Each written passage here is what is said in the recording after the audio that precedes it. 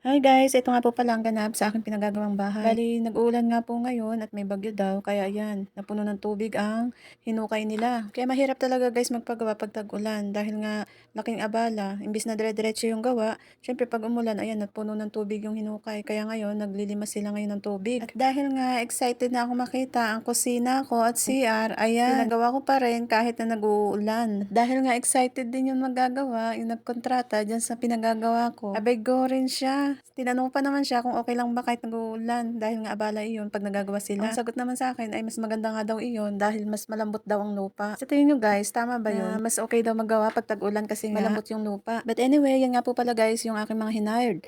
Ayan, mga bagong panganak. Ayan, dahan-dahan po silang gumalaw guys kasi nga mga cesarean. Syempre alam nyo na baka bumuka yung tahi pagka mabilis silang gumawa. Kaya yan, dahan-dahan lang guys. Pero syempre, joke lang yun. Thanks for watching guys.